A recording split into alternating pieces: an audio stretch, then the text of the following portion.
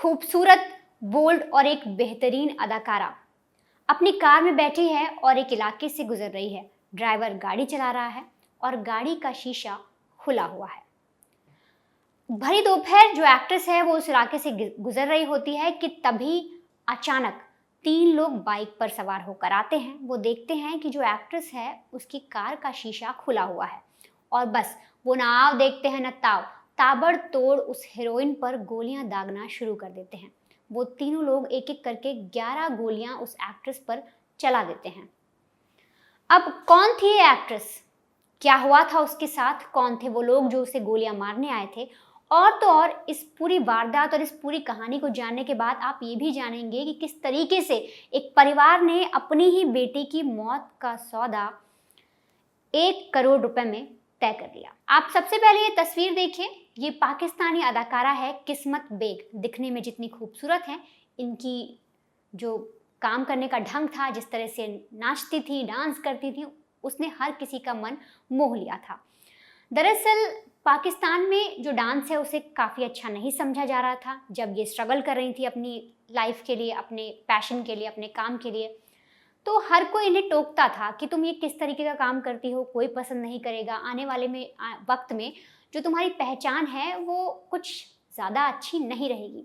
लेकिन जो किस्मत बेग है वो डांस बहुत अच्छा करती थी। उनका मन था कि वो आगे जाकर एक बहुत अच्छी डांसर बने, साथ ही साथ थिएटर करने का उनका मन था और इसी में वो लग गई।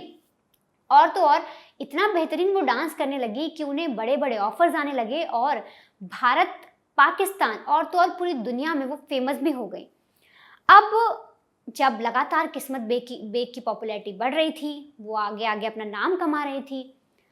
अब इसी सिलसिले में वो धीरे धीरे थिएटर ज्वाइन कर लेती हैं। थिएटर जाने के बाद वो एक एक्ट्रेस बन जाती हैं, टीवी एड्स में भी काम करने लग जाती हैं। सब कुछ बहुत अच्छा चल रहा होता है, लाइफ बहुत अच्छी चल रही होती है, बहुत अच्छे पैसे कमा रही होती है किस्मत बेग। हर कहीं पोस्टर्स लगे होते हैं, बड़े बड़े एडवर्टाइजर्स उनके घर आ रहे होते हैं।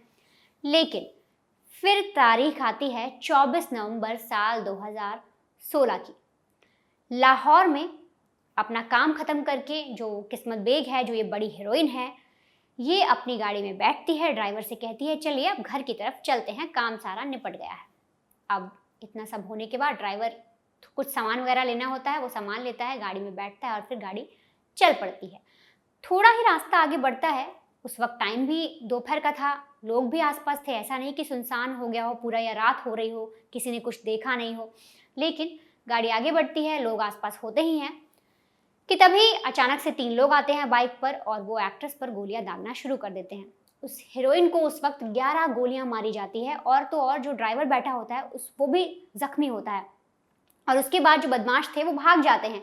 अब इसके बाद जो ड्राइवर है वो किसी तरीके से, वो खुद भी जख्मी होता है, लेकिन हीरोइन को लेकर वो अस्पताल पहुंचता है। वहां पर ले जाया जाता है, डॉक्टर देखते हैं, ट्रीटमेंट भी करते हैं, लेकिन डॉक्टर फिर बता देते हैं कि जो एक्ट्रेस है, जो किस्मत बेग है, वो मर चुकी हैं, उनकी जान नहीं बची। उन्हें 11 गोलियां लगी हाथ में, पैर पे, सर पे, और इस वजह से वो सर्वाइव नहीं कर पाई और उनकी मौत हो गई। अब जो एक हीरोइन है वो मर चुकी थी, एक बड़ा नाम खामोश हो चुका था, जो फैंस थे वो काफ़ी दुखी थे। पाकिस्तान में यूँ कहें कि उस वक्त हर कोई दुखी था, शोक की लहर थी। जो लोग इनको बहुत पसंद करते थे वो तो दुखी थे ही साथ बहुत से ऐसे लोग थे जो डांस को पसंद करते हैं, उनके लिए भी एक ऐसा दिन था जो बहुत निराशावादी दिन था। अब इसके बाद जो पेरेंट्स हैं, जो परिवार वाले हैं, जो बहन है किस्मत की, वो इंसाफ की मांग करते हैं, गुहार लगाते हैं, हर कहीं जाते हैं, पुलिस वालों से कहते हैं कि आप किसी तरीके से ढूंढिए किसने मेरी बहन की हत्या की, किसने उसे इस तरह बेदर्दी से मार दिया। पुलिस वालों को कुछ खास मिलता नहीं। उस वक्त जिस वक्त इस एक्ट्रेस की हत्या की गई, भरी दोपहर थी, लोग थे, लेकिन कुछ पुलिस को पता नहीं चलता, पुलिस कुछ भी अता पता नहीं लगा पाती। लेकिन फिर किसी तरीके से जब 1 महीना बीत जाता है, एक लंबा टाइम बीत जाता है, तब जाके पुलिस को एक हिंट मिलता है कि बाइक पर इस नाम का एक आदमी आया था। पुलिस उस तक पहुंचती है।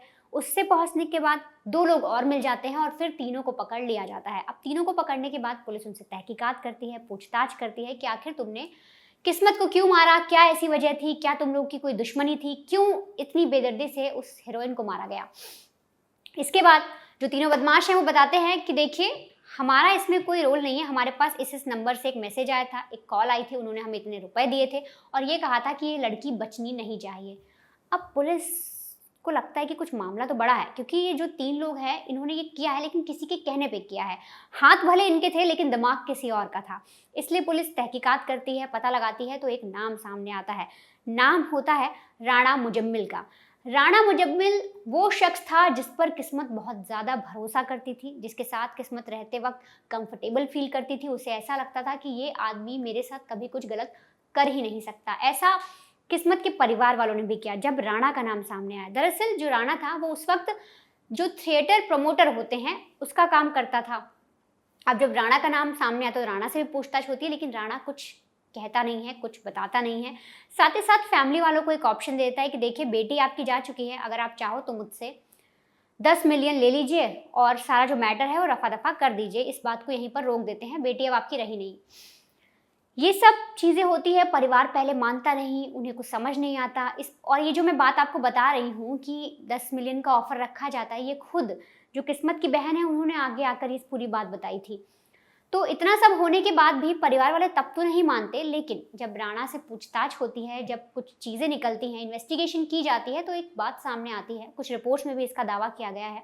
ये बताया जाता है कि जो राणा है और जो किस्मत है दोनों के बीच में रिलेशन था। साथ ही साथ राणा का ये कहना है कि मैंने उसे बनाया, मैं था जिसने उसे रानी बनाया, मेरे पैसों की वजह से वो इतनी बड़ी एक्ट्रेस बनी, मेरे पैसों की वजह से उसका इतना नाम हुआ, और फिर वो मुझे ही छोड़ रही थी, अलग अलग इन्वेस्टर्स के पास जा रही थी, अलग अलग काम कर रही थी। तो राणा को ये बात बहुत खल रही थी। इस बात से राणा को बहुत प्रॉब्लम हो रही थी कि जिस लड़की को उसने बनाया, एक बड़ी हीरोइन बनाया, वो अब उसे छोड़कर किसी और के साथ जा रही है, किसी और के लिए काम कर रही है। ये सारी चीज़ें राणा को बहुत तकलीफ दे रही थी। राणा ने इसीलिए 3 जो उसके प्यादे हैं वो हायर किए, उन्हें पैसा दिया, उनसे कॉन्ट्रैक्ट किलिंग करवाई और इस एक्ट्रेस को मरवा दिया। अब पुलिस पकड़ती भी है, कोर्ट केस वगैरह भी चलता है, लेकिन कोर्ट के बाहर एक सेटलमेंट होता है परिवार वालों के साथ राणा का। वो फिर से ऑफर देता है कि देखिए आप ये पूरा करेंगे, कोर्ट केस चलेगा, मुझे कुछ टाइम की सज़ा भी होगी, ठीक है, मेरा नाम खराब होगा लेकिन मैं फिर से स्टैब्लिश हो जाऊंगा, मैं फिर से जो काम करता हूँ उसमें मैं अपना नाम कमा लूंगा, मेरे पास पैसे आते रहेंगे। पर आप लोग के पास क्या रहेगा? आपकी बेटी जो आपको सबसे ज़्यादा पैसे दे रही थी, आपके लिए कमा रही थी, अब वो इस दुनिया में नहीं है। और इतनी सारी बातें सुनने के बाद जो परिवार वाले हैं वो अपनी बेटी की मौत का सौदा कर लेते हैं, अपनी बेटी की मौत करने वाले को माफ़ भी कर देते हैं और उससे 10 मिलियन यानी 1 करोड़ रुपए ले लेते हैं अपनी बेटी की मौत का सौदा करते हुए। और इस तरीके से जो किस्मत बेग है उसको इंसाफ भी नहीं मिल पाता, उसके परिवार वाले अपनी ही बेटी का सौदा कर लेते हैं।